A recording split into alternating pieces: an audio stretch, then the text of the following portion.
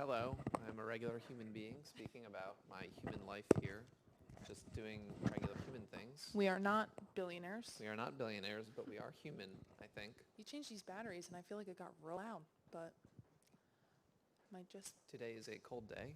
I And wish rainy. to sun myself on a rock like a regular human, Yep. not a lizard person. Yeah, his mic is going to turn off. So I am just going to continue talking if that is what you need me to do. This will be a good time to ask you, the video that is being played, his intro, we are controlling that from that laptop back there. Correct. As far as the stream, maybe Amanda, you know the answer to this already. Are we just editing in that video after? Yes. It's not on. All right, so this Yes. would be I'm playing a video. Yes. Great. Just one. Okay. We can run the open if we would like to. My little fancy edit, if we want, like. When will that happen? It would happen before the video, and then we'd play the video right after. So if you want to chain videos, you can do that. But if you don't feel like switching and tabbing between, So you will be able to see when I switch. yeah, That's the thing. that's the thing. Do you care? Personally, no. You'll see like the minimized. But in terms of production quality, I do care. So, Well, for the stream, I mean, you're gonna see. it's just going to be like on that camera. yeah, we're not gonna have the source from the. In here, when I switch from the video to this, you will see me. Yeah, we'll just do the video, the main Todd Carmichael intro video. We're not gonna do my little comic flip thing. Because I was going to say, we can edit in both videos. Exactly. We'll just do that after. So, okay. Okay. Which is what. His intro video. So then Yeah. we'll just stay on that camera then for all the videos. Yeah. So at least the stream can see them. Yeah. Okay. They should be able to hear them too, right? Yes. Yeah. Okay. We're not going through the camera. Yeah. Good. Well, the video audio output is going to come out to these speakers, and the speaker line also goes out to the stream line, right? I want to test the video real quick. Okay. Because I was going to say, See if you have the line I for think it, yeah. that's what Pat was saying, because everything's plugged into the soundboard or whatever back there. It should be, Yeah. because just from watching them plug stuff in. What? I see your mouse, yeah.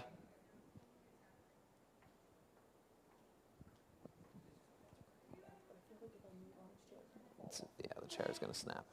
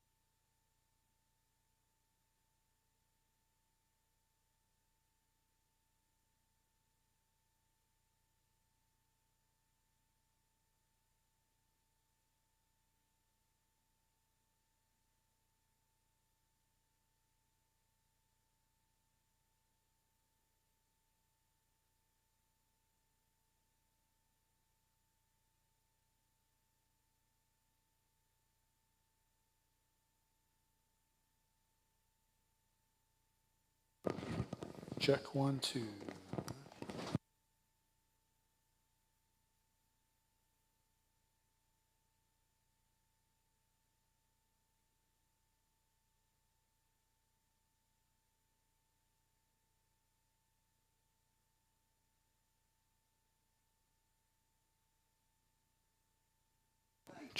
Check 1, 2.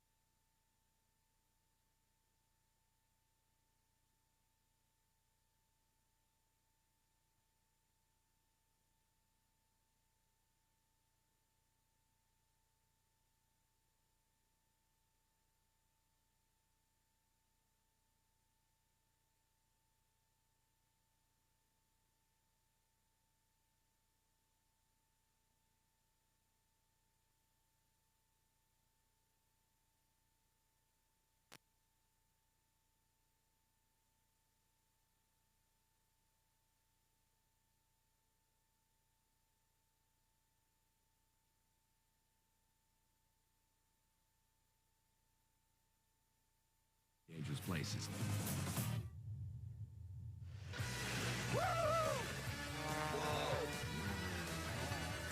A lot of Mother Nature we've conquered. Except this reminds you, Mother Nature can still really kick your ass.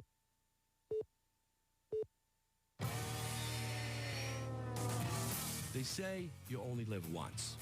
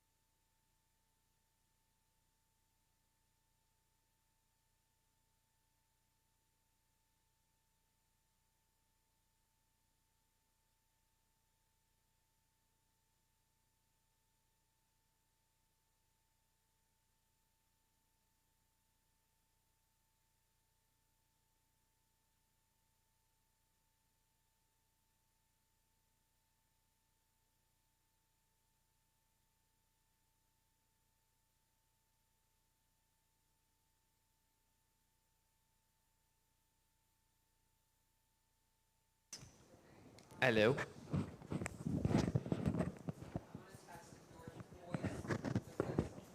Okay. Could you hear the video? Because we couldn't hear it out here. Oh, okay. Oh, We're good. we didn't hear it. I heard it briefly. Oh, Very briefly. okay. Maybe I wasn't paying Shortly. attention.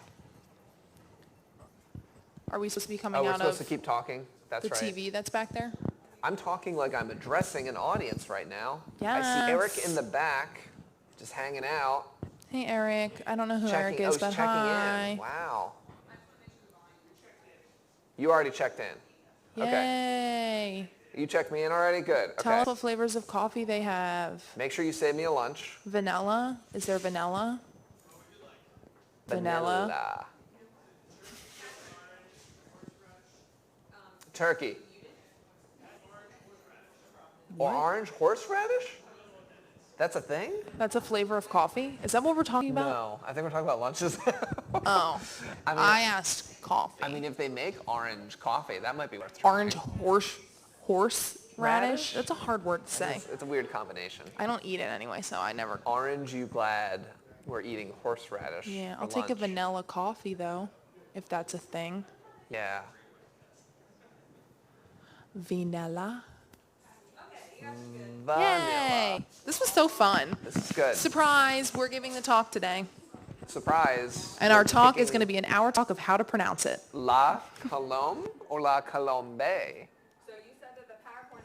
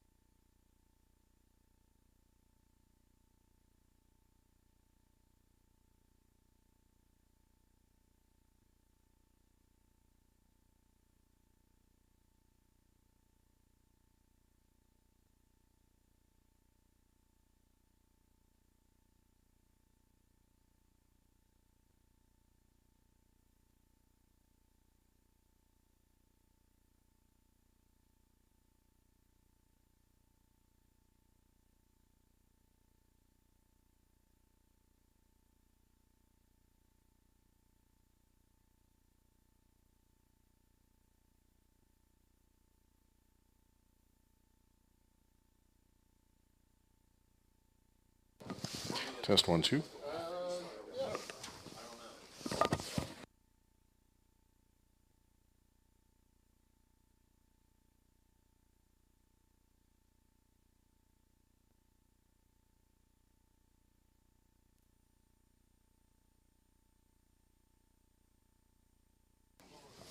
Test 1, 2, 3, 4, 5, 6. Good.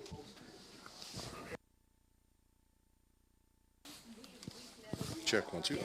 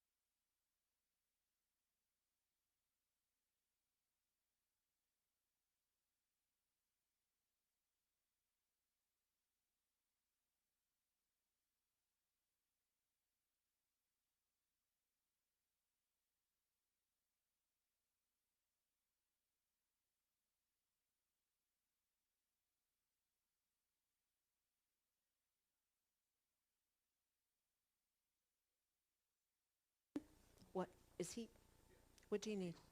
He's doing his job.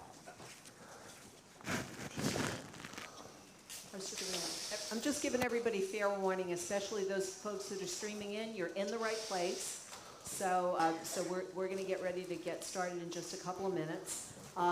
As you know, it's miserable outside, so we have a whole lot of folks that have booked to come to this event, so we expect people to keep showing up as the weather relents a little bit. I just want to take a moment, and the gentleman to my right here obviously needs no introduction. He's the guy that makes everything happen at Jefferson. When we think about things that can be different, this is the guy that writes the book about how things can be different in healthcare and imagines not only what is, but what can be, and promotes that vision.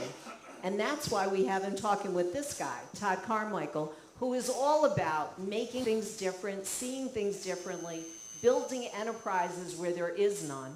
And as all of you who are part of the world of Jefferson know, that's what Steve Klasko does. He builds enterprise where there is none. So it's not about what can we do better and differently.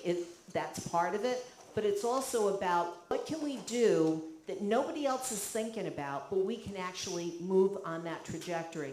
And Todd Carmichael has one of the most amazing track records as a Philadelphia entrepreneur. He's the guy that people call when they need advice, and somebody says to them, "That's a crazy idea." And then somebody says, "You better call Todd Carmichael." So with that, I just want to welcome you to this conversation between two giants in entrepreneurship who come from different realms of the entrepreneurial world, but are making things happen in ways that no one imagined. Please welcome them to the stage. Thanks. Well, thanks, and I'm really honored. Now, I will say I just took a red eye from San Francisco, so I'm just going to take a sip of this amazing drip latte just so I can keep up with you, Todd. So first of all, Todd, in some respects, I followed what you've done, both from a sports world. There is a parallel. You started La Colombe in 1994, I believe. That's right, yeah. Probably the fastest growing, or among the fastest growing coffee enterprises. You had been at Starbucks, so you saw what they did. Yep, way back in the day. And that was, at that time, the thing. But then you said, all right, what's going to be obvious 10 years from now as far as what people are going to want? There's a huge parallel with Jefferson, because I got here 6 years ago. We were 2 hospitals and a 1-campus university. We now are the fastest growing academic medical center. We'll be 20 hospitals once the FTC gets done with us. We merged with a fashion design university under the same kind of thing of what you did, which is literally, the way I view your philosophy is you're moving from the corporate Starbucks model to a personalized experience of what people want. There's sometimes you're going to want this amazing nitro brewed draft latte. Sometimes you're going to want and go to a kiosk or whatever. We've done the same thing. We've said we're moving from sick care to health assurance. Even though I own 20 hospitals, I want people to relate to Jefferson at home, just like people can relate to La Colombe at home. So I'd love to get a feel for, to start out. Actually, the first question I want to ask you, because as awesome as you are, your wife is one of my heroes. She's more awesome. So for those of you who are, is Lauren Hart, who literally exemplifies the Flyers the last time they were any good, was just really, again, if you know Philadelphia, Gene Hart is Philadelphia. Right. Her dad, he was the initial announcer for the Broad Street Bullies back when everybody laughed at us. They didn't laugh at us anymore when we won, but he was the iconic Philadelphia figure. And then she's art and I'm craft. Well, and she's amazing, amazing. And so, so how did you guys meet? I mean, we met on her television show. Oh, okay. Yeah, as a crafts guy and a CEO, I kind of live an isolated life in a lot of ways. I don't watch TV, and I really didn't pay attention to sports or other outside of my own. And I was going to my first 100-mile trek, the last 100 miles into the South Pole. I wanted to figure out if a human could survive in that environment and move at a certain pace. And I was raising money for a project in Borneo, and so she was interviewing me on this morning TV show. And I didn't know who she was. In fact, when she came up to me, I thought she was the makeup lady. And I'm like, no, I don't need makeup. And I was leaving right after this interview. So you can imagine, we had a very interesting conversation, and she was the last human I saw before being isolated for 4 weeks in Antarctica. So she was turning in my head, and when I arrived at South Pole, I had a sat phone, and I called her and said, would you go out with me? And that was, 16 years ago. Wow. So for people who haven't seen your documentary, and you should, Antarctica is South Pole. I mean, like most people don't wake up and say, I think I'll either run a 5K or go from the Antarctica to South Pole. So how long has that been? I know that was part of your training and that kind of thing. But what got you to think about that at the beginning? I think if you look into my psyche, it's a lot like why I choose to do the things I do within the business. I mean, like you said, it's kind of a 5-category business, and we're trying to approach people in a whole different set of ways. I'm really interested in spaces that are commoditized that people have given up on. When people think, there's nothing new that can be added to this space, that's where I want to innovate. I mean, look at milk and coffee. I mean, how old are those? Those are, these are substances that have been around a long time, and generation after generation has put them together, and they've given up on innovating them. And, well, crossing Antarctica is a tough thing. It's very hard. And typically you can only do it really slow in teams of 10. And the expedition world gave up on it, or anyone being able to do it solo. And when I saw that, and I heard it, I was in Africa when I heard it, someone said, it's not possible, and it's definitely not American, and it's for sure not you, is what he said. And therefore became... And you said, thank you very much, now I'm doing it. I'm interested.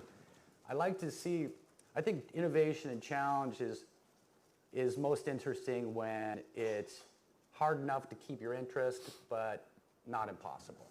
And when you're just on that little edge there, it's when things are the most exciting. And frankly, you find the most reward. I think that's right, but I think the definition of impossible becomes important.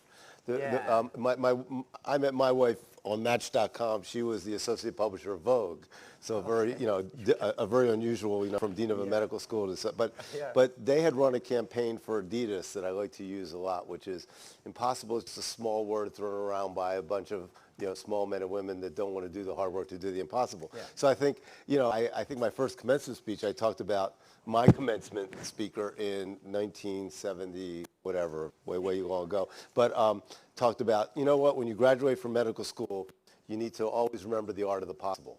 And I think the problem with that is, a lot of people would say what you did was impossible. Now, obviously, you calculated and wouldn't have done something impossible. But I think pushing to do the impossible, somebody could have said La Colombe in 1994, what the hell are you doing? Based out of Philadelphia, you're competing with Starbucks, you're competing with the big Dunkin' Donuts, etc. Mm-hmm. So that's impossible. So clearly, you're one of those DNAs. So since we're talking to people about innovation, how do you decide what's bold enough and that other people might think is impossible? Because I love when people think stuff's impossible, because if you don't, there's that fine line where you can do it and they wouldn't. I think the only thing that really is impossible is when you're trying to break the laws of nature, right? So, if you're breaking a law, if you want to teleport yourself mentally, okay, I'm going to tell you that's pretty much impossible. Impossible is just things that haven't been done yet, right? And so I jettison that idea. Everyone has their story. I came to this city. I was looking for a city that didn't have certain things. And you came from Washington, right? Washington State. No, I came from the south of France in Africa. I was born and raised, went to school in Washington, left, and then wanted to come back to America, and I was looking for a city. I had an envelope with some traveler's checks and 2 boxes of clothes. And what I said is, I've come to America to change the way America interacts with their coffee. Sounded really ridiculous at the time. In fact, when I would ever get interviewed, no one would ever write it. I was like, could you please just write that? Because is that weird how they interact with their coffee? Reference, right?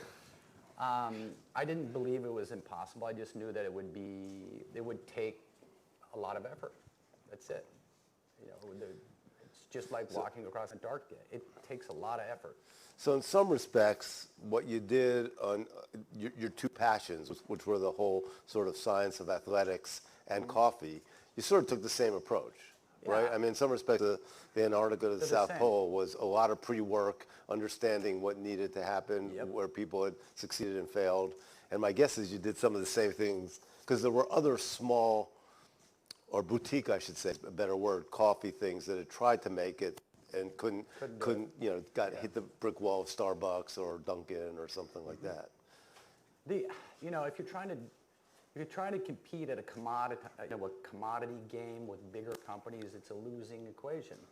If you're just providing the same thing everyone else is doing and you're smaller, you're just wasting your time. You want to enter the commoditized space and you want to differentiate, and the best way of saying that is just be really different, right? And later on, I learned that we come up with the term, specialty coffee. So what I was doing apparently was specialty coffee, doing something that's of a higher grade. And remember, I kind of started in 93, 94. Back then, the best beer you could get was Heineken. Right. That was it. Heineken was like the thing. I remember they used to have to import Coors, because that came from Colorado. Coors was amazing. You had two kinds of cheese, orange and white, pretty much, right? That's what you had. The wine was like, oh my gosh. It was. So we had this whole environment where everything was very much the same, very commoditized. Salt, pepper, coffee, that was on your table. Your coffee didn't come from anywhere. It didn't have any profile. It didn't have any characteristics. It was just brown, right? And I look at those areas and say, those are the areas with opportunity. You have this very same challenge. Right? Absolutely. Are you providing the exact same thing as everyone else? Right. If you are, you can only compete on price. Right. We spend a lot of time. So I had a chance to work at Apple for a year in the pre-iPhone era. And what hits me, because I think it's a lot of what you said, is their stock was 15. That was about 27 split ago. So I think it would be worth about 2,100 today. Yeah. No, I didn't keep my options, or I wouldn't be up here. But at the end of the day, everybody was thinking incrementally.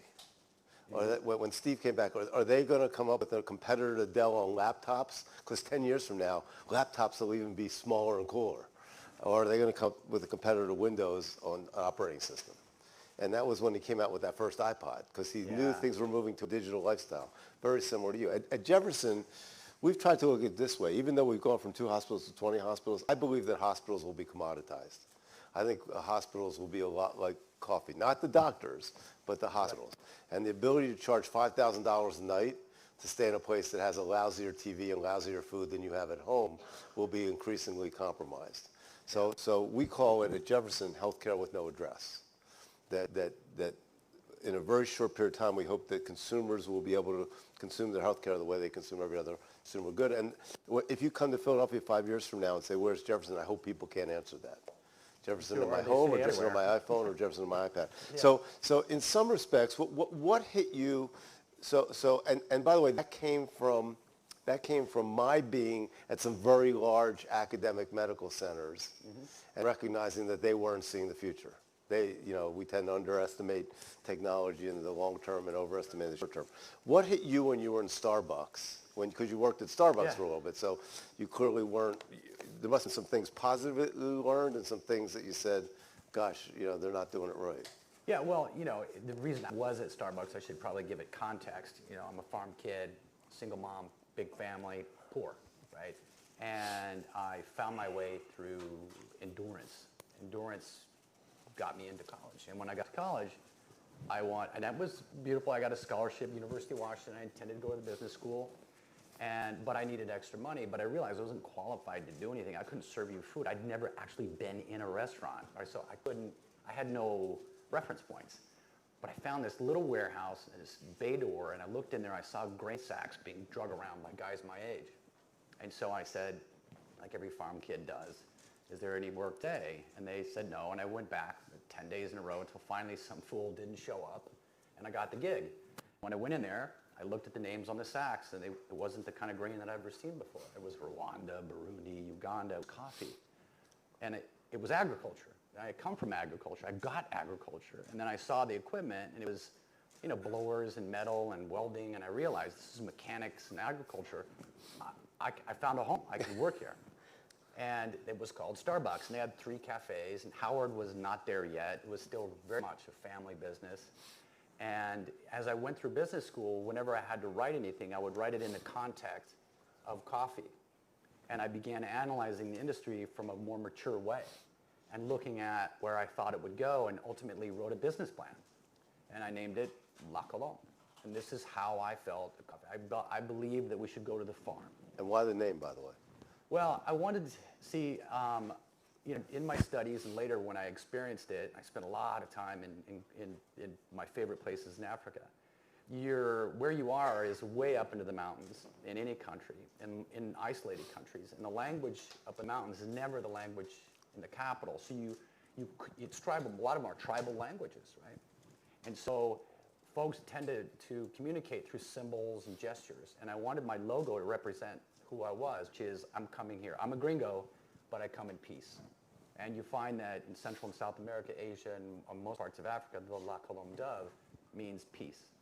And that's where I wanted to take the company. This was way before farm to table, way before anyone gave a shit. Well, sorry, I almost said it, Brad. About, the planet or like people. Like people didn't care about people. And they didn't care about people like my people, like farm people. They didn't care about the disadvantaged or the left, there's really the people left behind in other countries. And I really wanted to inject this into the brand. And I wanted the whole, every piece of it to represent that. I didn't want it to be just an American word. I wanted it to be a foreign word. And I found French beautiful. So I called it, instead of the dove, which would be like soap and all that stuff, it was La Colombe. Oh, cool. So here's a question that I always wonder about. So you look at Starbucks. That was a pretty innovative idea when they did it, when they started it, for the time, because like you said, before it was just brown coffee, and turning coffee into an experience for that period of time was. But then as they got huge and huger and huger, one could argue that they sort of plateau their innovation. Now it's like, oh, we got a new sandwich, big deal. The question I have for you is, how do you keep that from happening to you? I mean, you're no longer a cute and cuddly startup. You're a big, over $1 billion business. So how do you keep, not necessarily you, but how do you keep the culture from saying, oh, we've made it, we're now Starbucks, ha ha ha, now we can be fat and happy. First, you have to recognize the universe, the solar system, planet, everything, including your life, and everything you touch is not static. Everything is an upheaval. Everything, it's almost like plate tectonic, constantly going around you. So you cannot sit by and think that whatever you're doing today is going to match tomorrow, because boom, a mountain could arrive, right? So everyone has to understand that the environment we're operating is unstable. Like as humans, we like to think that the mountains have always been there. They haven't, right? We like to think this market is this way and will stay this way forever. It won't. Second is, it's injected in the brand and in the vocabulary that I use every single day. It's nothing is ever finished. Nothing is ever finished. That draft latte you're drinking, I've reformulated it 6 times this year. I've thrown away more sleeves than you can handle. Pretty damn good now, though. Because I just keep moving it forward, right? And you go ahead, I'm sorry. Well, when I go, let's say folks from Nestle will invite me to their R&D labs or on these famous companies because I've done different things. And you go to them and they're like in the basement next to the boilers, and and everyone's depressed. And in a truly innovative company, innovation should have a seat at the big table constantly. I personally am involved in innovation where I meet with my innovation department 3 times a week. I meet with my CFO 1 time a month. Not that the priority is innovation. This is the fuel that feeds your future. And a lot of times folks have relegated it to some kind of like small department that maybe they're going to come up with something. And that's not the way it is here. Plus, coming up in Seattle, becoming, going from being a 17-year-old farm boy to finally kind of graduating and kind of understanding the world a little bit, I looked around and I admired companies like Microsoft. And the guy at the top knew how to code like a freak. And I love that, right? I like that the CEO knows how to make what he sells, right? If you look at Jobs, as flawed as this man was, he could build a freaking board. I mean, he could build a board. So he's fueling the innovation because he or she knows how to make what they sell. Since then, I've had the opportunity to meet tons of CEOs who have no clue how to make what they're selling. What they're doing. Like, they walk their factory floor and they feel like a foreigner. Like, people don't even know who they are. And I think this is a real dangerous position. And more in today's business environment, you're having people from Pepsi run a train station, or, you know what I mean? They were switching these CEOs around as if they're pieces on the same board, and they're not. How are you going to innovate if you don't know how your thing's being built? If you don't know how to use your own hands? Right. I think that's a great lesson. I think, and as a great lesson there for healthcare, because, you know, I'd say about 10 years ago, 5% of healthcare CEOs were physicians or nurses. Today, it's about 85%. Yeah, that for makes exactly the absolute same sense. reason. I mean, you know, literally, you know, the folks that are, you know, counting the beans, if you will, not the coffee beans, you know, really can't understand what it's like to be out on the floor or whatever. Or they can't smell an innovation, Right. because innovation is going to be, it's going to be some data, probably not really that tight, and a whole bunch of intuition and direction. You just, I smell this, it's coming from here, right? And if it's just data, you're not going to get it. You're not going to be able to make those risks. Listen, those risks that Jobs took, they were crazy. Yeah. Look, and I don't even want to bring him up, but like, what's the name of that Tesla cat? Musk, right? Yeah. He's just out of his mind, intuition, right? Yeah. He's just like, that guy scares me. But the stock's 792 today, right? I know, it's just like, Yeah. he, you know, but there's this huge thing that this could be a thing. And I think that when you're that CEO who's been in the trenches and has worked with their hands or worked with their mouth or worked with people, they have more of that in their muscle memory than someone from outside the organization. But there's two things you said, one about Jobs and one about what you did, that I think are really instructive for us. So the thing that I learned from Apple, and I had worked for a guy named John Couch, who had worked for Steve, who was the head of education, and when you believe something's going to happen 10 years from now and you're willing to do it today, you have to go from the old math to the new math. And there's no way it'll make sense. The reason I only meet with my CFO once a month is I don't even want to tell him what I'm doing. I know, because, right? You know, I know what I'm going to get. But what he did was he moved dollars from the old math of making computers and making operating systems to this new math of this thing called digital lifestyle that nobody knew what was. Yeah. And exactly to your point, I did the same thing. Yeah, I mean, you did the same thing. So we have, let's say, 4 channels, brick and mortar retail. So we have 34 cafes from coast to coast. Hospitality is a big piece, so it's business to business, hotels, restaurants, cafes. E-com platform, and the new one, which is RTD. That's what you're drinking. Now, I needed to build a plan. I needed to spend about $85 to $100 million with an idea and a thing that I made in my basement with my kids, right, a draft latte. But I needed to pull that from brick and mortar retail, which is the sure deal, right? You build cafes, people come, La Colombe, it's great. We have all these locations. I'm going to pull it from the sure deal, and I'm going to jam it into this mystery channel. And let me tell you, for 3 years, it's a hard row. You have no friends. It is, you better be solid on it. And no one understands what you're saying. So it's like this guy's either crazy or on drugs type thing, right? Yeah, probably In Steve's both. case, he was on drugs, but not crazy, right? It's just, Right. No, but it's very difficult for people to see your vision. So you have to be the one driving it up front and pushing. And then when it launches and there are 28 18-wheelers lined up at your factory and the forklifts are driving it in, you get that one moment where you go, this is what I saw. And then everybody says, oh, yeah, I knew that. Totally, right, which is fine. You allow them that. But I'm doing it again. I think So one of the things that you said really hit me, because I think it's been a differentiator for us, and it's taken a while, and I think it will take even another couple years to really take hold. But where you put innovation in your organization is important. In healthcare, every website talks about community engagement, social determinants, and innovation. Yeah. And then you say, oh, that's interesting. So where does your head of innovation report to? Oh, she reports to somebody who reports to somebody who reports to somebody who reports to the dean. Oh, okay, you're all about social determinants of community health. Where does your oh, she reports to somebody who supports, you know. And so what we did was we created this 4-pillar model where the only 4 people that report to me are the old math of academic and clinical and the new math of innovation, strategic ventures. And and then, you know, and what that does is forces at a very senior level the future and what we are.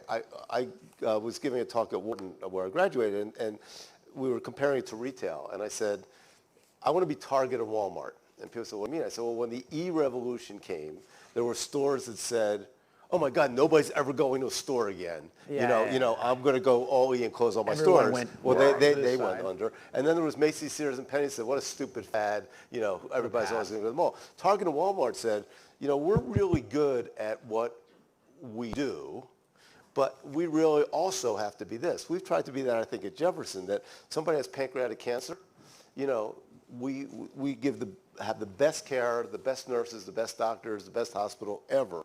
And they don't care what size the TV is or what the food is. But then we also have to be out for people that are well and not have to have them come to the hospital. Yeah. So how have you done, how do you have people think about La Colombe in a very different way other than, I walk past there and they're the most convenient place? How do you get people to say, I want to go, if I'm traveling to a new city, I hope there's a La Colombe and I'm not stuck at Starbucks or Saxby's. So for the brick and mortar retail, you're saying, how do you appeal? Yeah. Well, at 30,000 feet. What works in brick and mortar retail are two things. And if you can be both, then you're going to have great success. And this is just very broad stroke. You have to provide an experiential kind of moment that is unique and feels very good. And it causes, hopefully, happiness. Or you got to be convenient as hell, right? So that's why convenience stores are on a total rise right now. Convenience or experience. And if you can be both those things, you can be a beautiful experience and convenient and fast, then the lines line up out the door. Like we have cafes on average, we do 275 transactions an hour. And that's pretty intense, but it's that fast experience. Outside of that, you have to be, folks are very, I don't know how to say it, invested in their communities more now than ever. And you, as a retailer, it's really important that when you come into the community that you give respect to the architecture, that you don't gut a building, you bring a building back, that you pull your people from that community, and that you participate in the community. You're not just there to sell some shit and get the money out, right? This model of just rubber stamping green things on every corner, no matter what community, you want to reflect it. If you go to my cafes in Beverly Hills, or to Silver Lake, or to Lafayette, or Fishtown, each one is absolutely different because it's meant to fit in that community. And that's super, super important, and I think retailers that are of my father's age never paid attention to that. And we reject it. We reject it as consumers. They're just not going to be as successful. You can't take people for granted, and you can't take communities for granted. And this is something that I think retailers have to pay attention to. Before you start designing, go spend some time. If you go to Washington, D.C., it doesn't look like Philly. It doesn't. Each one is different. Whereas the old chain, right, tried to do that. It was all about one size fits all retail. Well, there's nothing one size fits all anymore. Nothing. Name one thing. There's nothing that's one size fits all. Why would your store be it? So I'm very in tune with that. So we have some folks here that by definition are probably interested in pushing the envelope and becoming entrepreneurs. What advice would you have for some of the younger folks that are out here saying, look, I'm a doctor or I'm in healthcare, but I have an idea and I really want to take it to the next level? Okay. I guess I have lots. I think, let me start with this one. Passion is bullshit. Passion will get you nowhere. This has been drilled into every entrepreneur. Get it out of there. That's not true for our medical students and nursing students, by the way. No. So No, let me tell you why. Passion is a human emotion, and it's a fleeting human emotion. You can run hot. It's like epiphany. It lasts for, a couple minutes, maybe an hour, and then... Well, you've been married for 16 years. Yeah, So no, but you wake up in the morning, you got a hangover. What do? Going to quit your job? No. I tell you what matters, right, is obsession. Obsession. Obsession can be counted on. Let me give you an idea.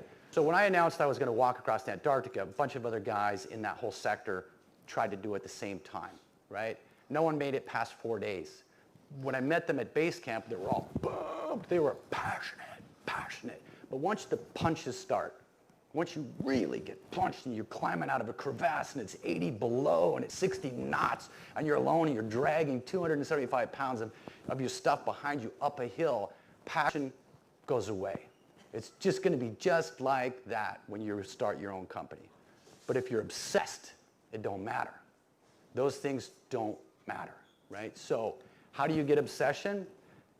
It started with my sister. She's a professor. She's just amazing, way smarter than me, and she's just a better human than I am. But she told me when I was young, I said, what am I going to do? What am I going to do? And she said, you know what, Todd, you should go and your interests follow. And it was just the most beautiful sentence. But I learned later on, go, your interests follow, and if you continue following your interests, then you become obsessed. And once it's obsession, you're golden, right?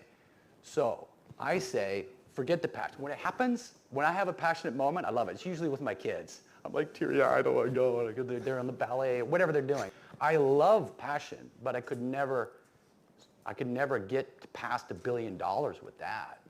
It's just not a reliable emotion. So find your obsession.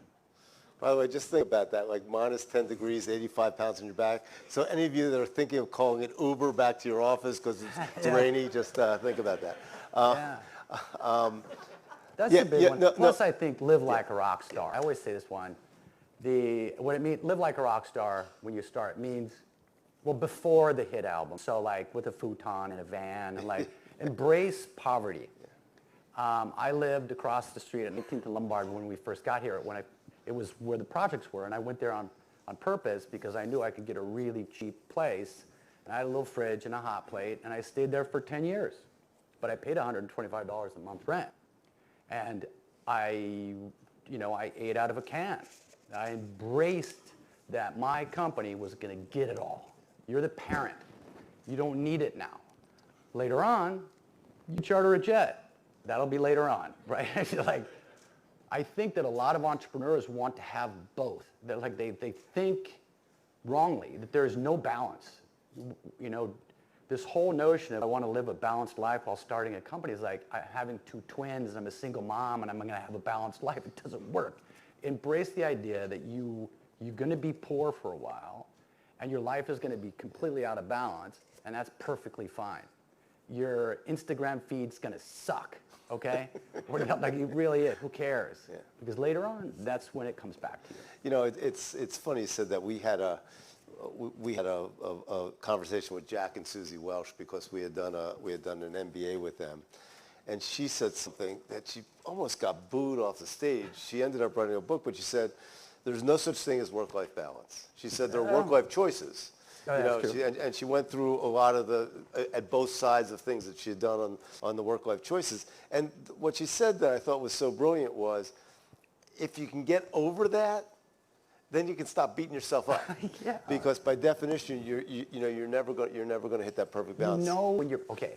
So I love climbing mountains, big tall ones, right? And I can always tell when some people aren't going to make it. It's the Buddha climber, never makes it. He wants too much balance. But it's the one that would do anything to get to the top and just abandons the notion that this is going to be, this spiritual experience. No, you're beating yourself up. You're getting punched in the face for a week and a half. And then when you're done, you've accomplished it. Right? And I think I love that word obsession because, and it's funny because we have a book coming out in 6 weeks with Taneja, who a VC guy, original investor in Airbnb, Snapchat, et cetera. Yeah, okay. The book's called Unhealthcare, From Sick Care to Health Assurance. But the concept of the book is an obsession toward making what's difficult in healthcare easier.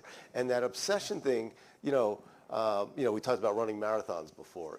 The obsession is that there is no question that I'm going to finish. Whether I have to crawl through that, it's not like, I gave it a good try. If you give it a good try, you're never going to run a marathon. You can run a 5K, you can run a 10K, you can run a half marathon, but there's nothing that's going to stop me type thing. And that's like blowing your knee out at mile 23, blowing your knee out at mile 23, yeah. So I want to there's something that hit me as you were talking. I had a chance to spend some time and interview Clayton Christensen, who just recently passed away, and he wrote a book called Competing Against Luck, and it probably wasn't his most popular book, but what I loved about it is he said in business we tend to forget why people do stuff. He gave this great example about milkshakes. McDonald's or Burger King, where basically they were upset because they weren't selling enough milkshakes. So they brought all the milkshake consultants in the world, make it thicker, make it this, make it that, and they still weren't selling more milkshakes. They brought Clayton's folks from Harvard in, and he did something where he just said, I just watch people.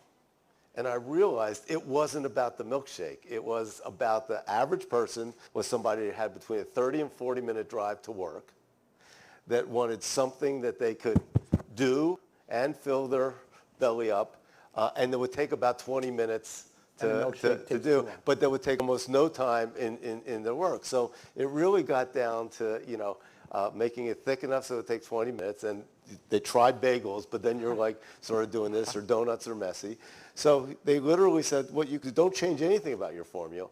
Put them outside the thing, make it easy for people to swipe. They can just get their milkshake, get the straw thin enough so it'll take them 20 minutes to eat. And they tripled their milkshake thing. Right, so I guess the question I'm asking is, did you do some of that in your own stores or competitors to sort of see how people were reacting or are reacting? Do you try new things and say, oh boy, that's not going to work? Or how do you assess that? Well, in this space, the RTD space, you have to. When the coffee space, we came, since there was nothing like us, when I got here, I think I may have said this, coffee was selling in the hospitality sector for $1.95 a pound plus machines. And here I was coming in at $7.80, but I was bringing a product that I'd sourced directly from the farms, right? And that was more about taking the lead, because it's huge peloton, everyone's cycling at the same slow pace, and just like, screw it, I gotta go, and you're hitting the hill. Now, as the company gets bigger and you start introducing this, which is in the CPG, consumer packaged goods sector, most of these products are made with focus groups and all that stuff. I realized that I was leading it away, so I'm not gonna do that, but I still needed to have touchstones. And most all the products, the draft latte and all the other things I invented in my home lab. And I don't sleep a lot, and on the weekends, and I try with my kids. They have the most sensitive palates. It's amazing. Like, do you taste any dipotassium phosphate? Salts in it. Do you? And then I take it, when I'm really happy with it, I take it to the cafe. Now, I keep an office at Fishtown, and everyone knows who's there at Fishtown. It's a really busy place, and I just go and sit in front of tables. I want you to try this. I mean, it must be spooky weird to see this whole gringo dude show up. Don't worry, there's nothing weird in it, right? But then people get used to it, and the way I do it, I listen to the words. Most of the time, people, they don't know how to verbalize, right. But I look at their face. I can tell, and it's the first word out of your mouth that counts. So if you go, wow, I'm good. If you go, yeah, oh shit, we didn't do it. Or you see the eyes. So I tend to do that I've got a whole bunch of new products coming out, including all the oat milk stuff and some juices and things like that, and they all were generated by just looking at the consumer and how they react. So one of the things that hits me is, that what made this possible, interestingly, is not necessarily the coffee, but the technology, the nitrous stuff, and we're thinking about that a lot in healthcare now, about how do you bring AI and new technologies into healthcare in a way that maintains the human touch. So tell me a little bit, because you were one of the first people to really utilize the nitro thing. How did that all come about? Well, first there was cold brew. We started that, so we're the first company to make cold brew and put it in a bottle and sell it, right? And this was on the heels of recognizing that more and more people were ordering cold coffees. I mean, in 1995, like one person did, and I think we thought there was something wrong with them. I mean, it's like, and then now, today, it's 75% of all coffee that consumed in brick and mortar retail is cold. So it was that reaction to, we're serving cold, why don't we analyze looking at brewing it cold? So it was kind of below the line kind of innovation. Then as I moved forward, I realized, wow, that's really doing well. What about all the other menu items on the menu? And you look at the next ones, and you say, latte cappuccino. It has 3 components: concentrated coffee, milk, and vapor. I mean, the hot version is, water vapor, and no one was bringing that. Nitrogen doesn't work because it doesn't dissolve in fluids, so I realized it's got to be something that dissolves in fluids, like argon. And then I realized nitrous oxide makes things taste sweet, but it's a bear to work with. It can't be done. You can't bottle something with nitrous oxide in it because it goes from a liquid to a gas station so fast, right? So I thought, well, put a valve on the damn thing. So I drilled a hole in a can, I put a volleyball valve on it, put the compounds in it, nitrogen tank, agitate it, open it, perfect, it worked. Next week I just wrote a bunch of patents that came back quite quickly, then figured out how to, actually make it, I knew how to make one, I just needed to know how to make like 1 billion of them, like quickly, and that became a kind of a road in itself. And but here's really what if you realize, like people say, Todd, you got to think outside the box, right? Now, Lauren, my wife, says that I was born without a box, right? my ideas they're not contained. But actually what I'm doing is there are many, many boxes. And see, the real trick is going in other people's boxes, right? So this is classic beverage, right? Specialty coffee box, and aerosol. Because where I solved it is with an aerosol. I went to the aerosol people and said, this is what I need to do. Now I invent another thing. It's a high pressure capsule that when you put it in a K-cup machine and close it, it creates a draft latte hot through your K-cup machine, right? And I got that by pharma, right? Closed vial technology. That's the way to do it. So I spent time in pharma and pharma packagers, in the hazmat suits, looking at how these things are done and realized, okay, so I can combine aerosol, pharma, classic beverage, and specialty coffee. We have the Jefferson Institute for Bioprocessing, I know. which we can turn into a totally, coffee thing. It would be a great lab for you, man. It's no, it's the first thing when I heard it, I'm going. But it's just like we all do these things where pharma is one of those ones too. It's very protective. It's really hard to be a beverage guy and go in. And it's really hard to get them to come. They would think, I'm trying to cure cancer. What would I possibly do in a beverage factory? So it's interesting. We'll get some questions, but it hits me what you said about that because I'm a governor of the World Economic Forum this year.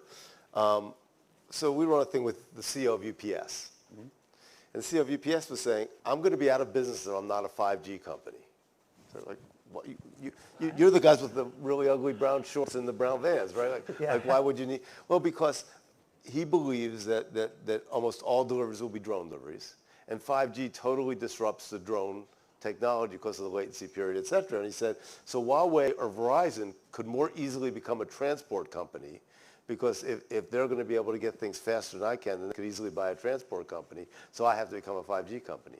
Sort of interesting that coffee, which went from, I look at coffee almost going both ways.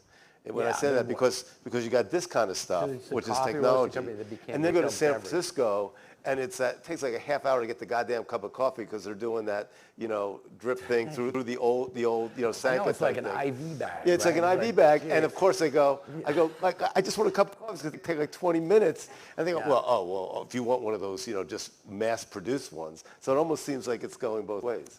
Yeah, it is. I think that they're falling victim to the same thing that other industries can, was you absolutely fall in love with your past. And you think you have to now preserve your past. Hey, albums, man. LPs. But this, it's like, this is the way we do it. And you're like, but you know what? That sounds like an animal that will resist evolving in a changing environment is going to die. You have to evolve as an individual and as a group and as a company and in your tech. Everything has to move forward. Either you're going to miss the opportunity or you're going to die. If you want to survive, you need to evolve. This is the law of the land. It's the law of nature. And at some point, it's also the law of moving the program forward. Okay, go ahead. Oh, yeah, okay. Good point. We have a question here. First of all, thank you for the coffee. You bet. My question, well, today I feel like everybody, myself included, doesn't want to go to Starbucks because they want to buy local and support local. So my question is, when you are trying to create a business and grow a business, how do you still maintain that neighborhood feel? you know, when I first started and we went from like 15 kilo roast to a 30, like everyone was really, really concerned that I would be too big to be good. And the fact is that it's not size that drives that. It's your mentality. It's the way you think. And thinking creates that, not size. And what you pay attention to. So, you know, when we go into a neighborhood to build something, we're going in with this set of ideas that's not like, I wonder how much we can get out of this neighborhood. It's the philosophy and the way of thinking. Craft is a way of thinking, and it's a way of behaving, and it's also a way of putting up with loss. You know, accepting the fact that you're not, my job isn't to take every dime out of your community. My job is to be a part of it. And I think that that equation does make financial sense because I'll be there a lot longer than anyone else. When I say I, meaning the company. Yeah. And Todd, you said something really important about going in there and finding out a little bit about the community. Wegmans does that better than anybody else. I love you know, Wegmans. I mean, so Wegmans goes into the community and says, how, you know, does a survey. How many Jewish people do we have? How many Muslim people do we have? And their aisles are different depending on the nationality. They're a family business, and that's their. I know them very well. They're one of the friendliest retailers. And I each work with. Wegmans is different. Is in some respects different. So, you know, at the end of the day, as long as you have, you know, some folks who are the people responsible for the ultimate decision that care about life more than they care about the numbers in their business, that care about their people, that care about their farmers, that just give a shit, that are decent, then you can get bigger without damaging anyone, right? And also it's pace. You know, let's say it took me 12 years to build my second cafe, because I really wanted the first one. And then I've taken a break for 2 years because I want to make sure those ones are really good. Like everyone's good. All the people are good. And now we're going to go into another building phase. And I can do that because I don't have, listen, there are 2 founding partners, and my best friend is the angel investor. He's a guy who started a company called Chobani, right? And he's as socialist as we are, and he's craft-based as we are, and he's in no hurry to like look at the number. Our board meetings are like, yo, what's up? You know, this, and so we've kind of built it so we do no damage in that way. So we have a question from one of our pharmacy students, Rishi. Thanks. Hi, so my question is previously La Colombe didn't offer Wi-Fi to its customers until recently. So what was your thought process behind making that change, and how did you assess the risk of, you know, alienating customers, and or did you just angry people. that you did that? Well, actually, when the Wi-Fi was invented, By Al Gore? I said no. Yeah, I just said no. And then it popped up a couple times. Then I found out that the cafes were offering it, and I told them to stop it. I appreciate the need for Wi-Fi. However, I also appreciate the dwindling amount of opportunities that people have to communicate with each other. The dwindling face-to-face time that we have in our communities and in our places of where we are third place. That, you know, when I think of all those people who met each other, dated, and then got married at La Colombe cafes, that all those best friends that were made, and all those beautiful political conversations, and all these religious conversations, all the things that help us become who we are in Philadelphia, that little piece of it was being cut away by time on the screen. And I said, I would rather not get the business, because I do this, than erase that space.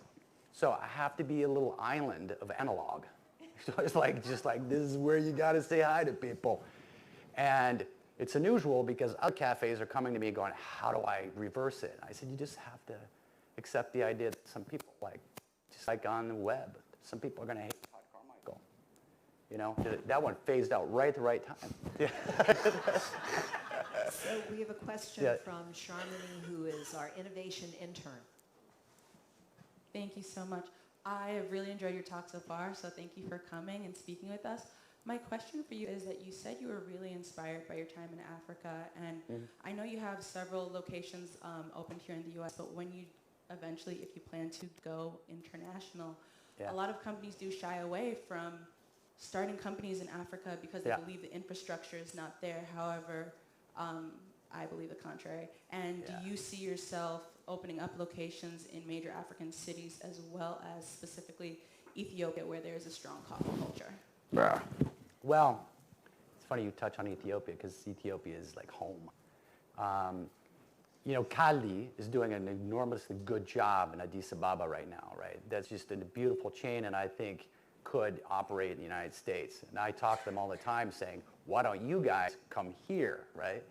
I work with a couple different retail chains. There's a couple guys in Rwanda that I deal with. I think Uganda is starting to kind of come around.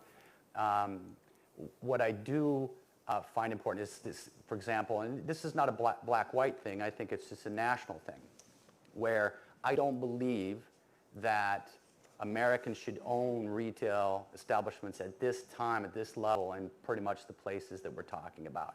The same reason why I did the projects the way I did in Haiti. I think it's important to energize, people of that nation to do these things with them. So I could see myself getting more and more involved in that as a financier, as an advisor, but to see La Colombe and take the spot of what someone else could potentially do, especially in Ethiopia. Come on, I mean, there's no coffee training necessary, is there? And so as I roll out, we've always been a part of these cultures and these communities and these countries. I see, making that pipe bigger, but by emboldening people to actually do the same thing with their home like I did with my home. Thank you. We have a question from one of our most creative and innovative medical students, Gia. Thank you. So you talked about going to different communities and opening up new shops and formulating your shops in order to fit that community. That in itself seems like it requires you to form partnerships in maybe places that you are unfamiliar with that area. When you are going to look, let's say for someone who's either trying to expand their business or even just starting a business in just about any field, what advice would you give to them in order to establish those partnerships with the local people?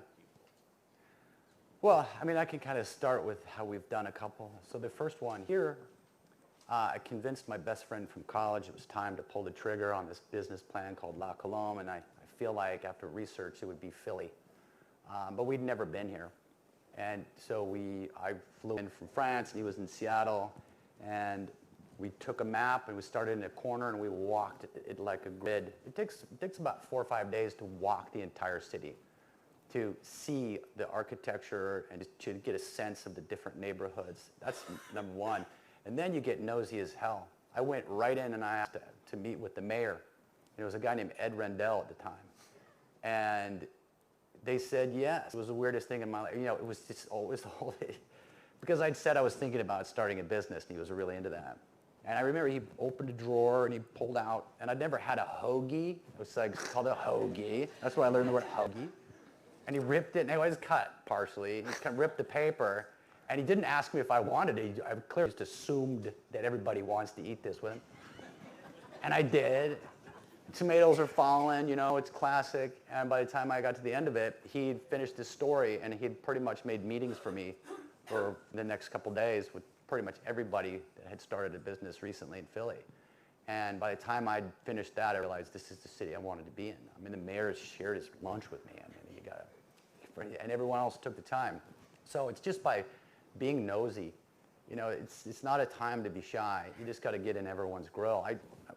Chestnut was boarded up. Walnut was half boarded up, right? And Rittenhouse was. I mean, the crack cocaine epidemic was in full swing, and so you could tell that the city was really on its knees. But there were these grass shoots. There was so much promise, and there was so much grit in people that I realized it's not going to stay on the ground for very long. But it was going in every single door, and all those ones that are open. Can I talk to your manager? What's it like? Just like that. I saw a hand go up somewhere over here. Yeah, but there's one back there too. In terms of progressing your thinking on innovation, does La Colombe have venture investment inside the company that would invest in new companies agnostic of region? Are you asking, do I have like investors? Corporate venture capital. No, I don't. I had venture capital for 42 days. 42 days is all it took for me to then have to raise all the money to get them out there. The venture capital has a very keen idea about how they want things to run, and it might not be the way your vision is dictating. And It's more like taking your money and putting it in an evergreen fund. oh yeah, no, I don't have any money. No, I'm kidding. I give all my money to my kids. I don't, you know, we're still very kind of, it's craft-based innovation where, you know, I think it's like spark and grind, right? So you get this spark and then you begin this kind of very small grind. And I try to create prototypes based on that. And when I say I mean I.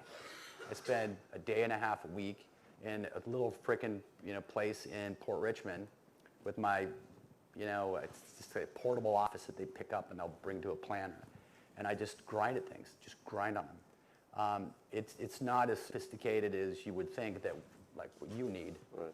Me, it's like staring at something for 4 days going, how can I make that different? You know, how can we change this? But do you ever see, I mean, to his question, do you ever see somebody that's doing something really innovative and new in technology that could have an impact on you that you say, well, I'd like to buy that patent, or I'd like to, do you make everything on your own? Yeah, everything. So at La Colombe, we make everything we sell except the croissants because that would be silly, right? That's like torture. Yeah. Where do you get them from? And or is that a secret? No, it's not. Local bakery. There we go. It's just vague as possible. And I don't really look outside. I mean, this is not true. So there was a man 5 years ago came to me. He said that he was going to create a self-heating can. And I don't know if it's really a space in the market, but I said, well, here is the restrictions. It has to be fully 100% recyclable when it's done, and it can't potentially harm anyone. And so over the last 5 years, he would come back every 6 months. We play. But right today, we put into the Fishtown store, and I'm bringing to a trade show in California, the world's very first fully recyclable self-heating can. And so I didn't buy the tech as much as I worked with him. And then we're going to roll them out for the next couple of years. So we have a question from Gabriella Wanamaker, she was part of one of our hackathons. I don't know if you know our hackathon story. Yeah. Okay, so Gabriella, please. Hi, I am going to follow your instructions and get in your grill in the most well-intentioned sort of way. There you go. We have a lot of fascination with interventions in third world countries, and I support that. However, I'm obsessed with thinking about the third world countries that are at our front door here. Yeah. And trying to think of ways, innovative ways to change the frame. There's been a lot of money and a lot of approaches and so on and The so on. NGO kind of way of doing things, yeah. But I'm stuck around this idea about productive assets. And what are the kinds of productive assets that we might be able to provide that then become self-sustaining? Yeah. And I have some ideas, but you know, I would really like to have your input. So here's the grill part. I will drink as much coffee as you like. Your new products, you can watch my face for 45 minutes if I can ask you a few questions. Sure. Sure. I love that. Thank you. Thank you. Appreciate it. I think she's going to be in Fishtown pretty soon. Yeah. I think we have time for one more question. Anybody? Right back here. Hi, I'm Laverne Webb, the Director of Diversity, Inclusion, and Campus Engagement for the Jefferson College of Life Sciences. And I've heard you say quite a few times that, you know, you want to bring people together and bring the community together. And I just want to ask you, I know that you're strategic in terms of where you place your cafes, because where Fishtown is, there's a lot of young professionals in that area. But has any consideration been given to putting a cafe in some of the more, I would say, underserved areas? Because a cup of coffee costs about $4 and up. And so the average person may not be able to afford it. So there's a whole community of seniors and other groups that may want to try your product, but unfortunately not able to afford it. Yeah. So can you speak to that? Yeah, I can. I mean, I can tell you one, that any decent cafe is never made up of one kind of people. That's just, in fact, JP and I are constantly going on about mix. And it's age, it's race, it's religion, it's sexual orientation. And when you get a nice little grid like this is when you know that you're not only successful, but you're actually doing something important. So we're always kind of looking for those arenas where you get a little bit business guy, you get a marathoner, and you look in the cafe and when you see that, that's what you're looking for.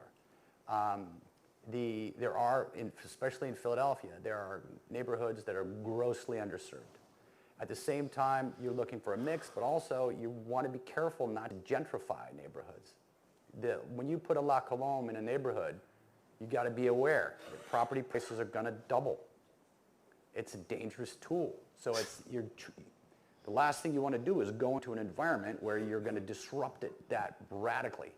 So you're always kind of moving around the trim. So we're trying to maximize with constraints. Some old calculus coming back to me suddenly. With giving benefit to the community without damaging it, while at the same time, making it available to folks that may not otherwise made it available. It's a really tricky algorithm. And for us, particularly when we look at this city, right? So this is a majority city. And a big piece of that city is being ignored. Now, how do you go in and cater or be a part of those neighborhoods without hurting them? Because something like La Colombe, we're a big fat thing, it rolls over in bed, it can suffocate you, right? And we don't want to be that. I watch other businesses do it, and I'm infuriated by it. Like, how do you participate? So that's why, typically like our production facilities, like a roasting warehouses, will go in neighborhoods that need the jobs. That's where you go. So that one's the easy one, right? But a cafe is like a two-edged sword. Yeah. So can we have a round of applause and thank our guests? Two of the most creative guys walking the streets of Philly. Yeah. Our Steve Klasko and Todd Carmichael. Thank you. I want to leave with one question. So back when I had hair, it was Marcus Welby, and the commercials in between Marcus Welby were Sanka, Sanka. And instant coffee. Coffee's changed a lot. Healthcare hasn't. We've changed in our medical thing. As one of my friends said, we deliver Star Wars technology in a Fred Flintstone delivery system. So if you were in my job, if you were in my job, and all of a sudden somebody said, you're now the CEO of the largest health system in Philadelphia, what would you do on day one? First, I would start studying really, really hard. I think, no, it's like we're saying, like you look at like NGOs, I can't tell you all these tragic stories that I've seen in countries all over the world, because what they don't do is their homework about what that community really needs before they give them what they need. And it doesn't work.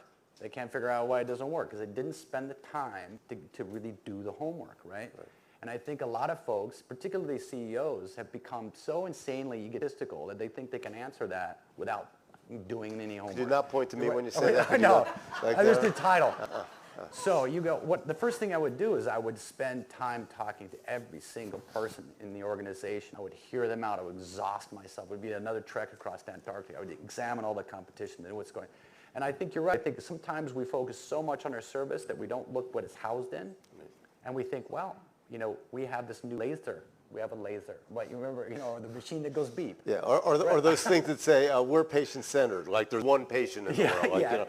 Like, then they don't look at, what's around it, or who the people that they're serving, or understand that, there are different levels of the community. Like, okay, I come from poverty, right? Poor people are afraid of you. We're afraid of hospitals. We're frightened of you. We're frightened about death. We're frightened. We don't go that.